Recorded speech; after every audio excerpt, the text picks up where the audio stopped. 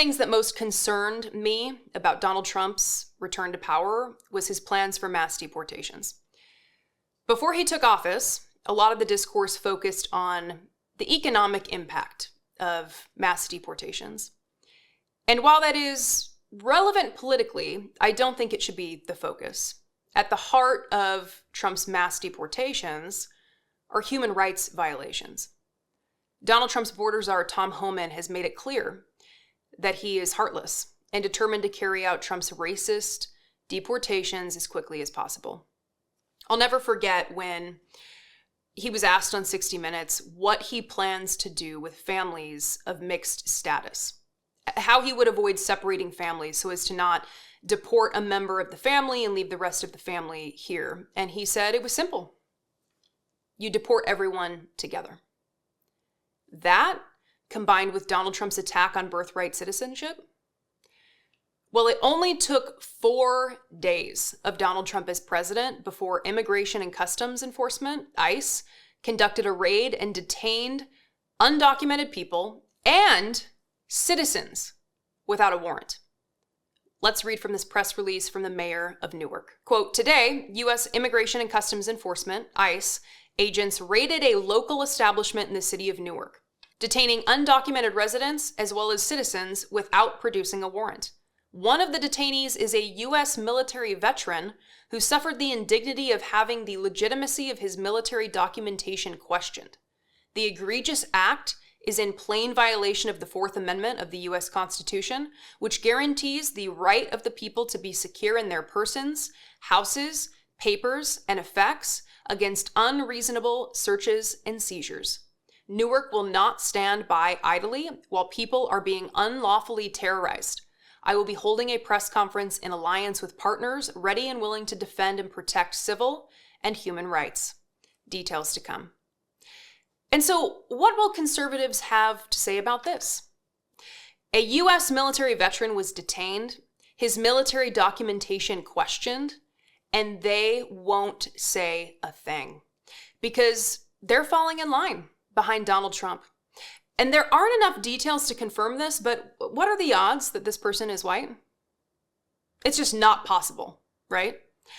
Add to this the National Guard troops who are worried that Trump will deploy them for mass deportations. And I want you to see this quote in Politico. Quote, Trump has said he would bring in the military to help with mass deportations, but he has not specified whether he means state-based National Guard members or active duty troops. Quote, I don't want to be seen as the Gestapo, said one former senior military official who is in close contact with current Guard members and was granted anonymity to speak about a legally precarious situation. Quote, it's important that everybody understands who they are and what they're doing. But the confusion within the Guard hasn't stopped Republican governors from pledging quick support to Trump's immigration plans. Tennessee Governor Bill Lee said earlier this month he would use the National Guard to assist with deportations if asked by the incoming U.S. administration. I don't want to be seen as the Gestapo. A former senior military official said this. What are we doing here? And by the way, this reporting is a little dated because Donald Trump is sending active duty troops to the border. Reading from the Associated Press, quote, the Pentagon said Wednesday it has begun deploying 1,500 active duty troops to help secure the southern border, putting in motion plans President Donald Trump laid out in executive orders shortly after he took office to crack down on immigration. This is why I keep talking about opposition. We don't need Democrats who are fooled by the Republicans' claims that they want to work on immigration, who flock to Republicans to support the Lincoln-Riley Act. We need Democrats who are speaking directly about the human rights violations here. And we all need to be contacting our elected officials about our policy priorities constantly. They need to feel the pressure.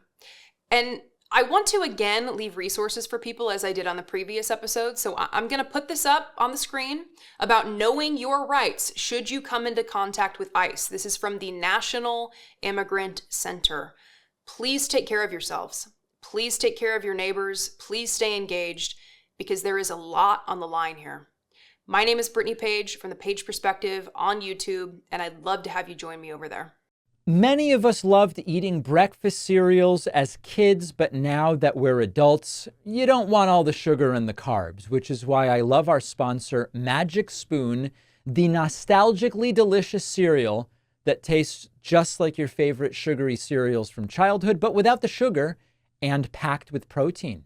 Every serving of Magic Spoon cereal has 13 grams of protein, 0 grams of sugar, and 4 net carbs, so you can feel good about what you're eating. The most popular flavors are fruity and cocoa, but there are many more. And if you're already a fan of Magic Spoon, I have big news. Magic Spoon has turned their super popular cereal into high-protein treats that are light, crispy, and crunchy, and taste just like the classic crunchy cereal bars. Magic Spoon treats have become a favorite go-to snack because it's an easy way to get 11 grams of protein on the go.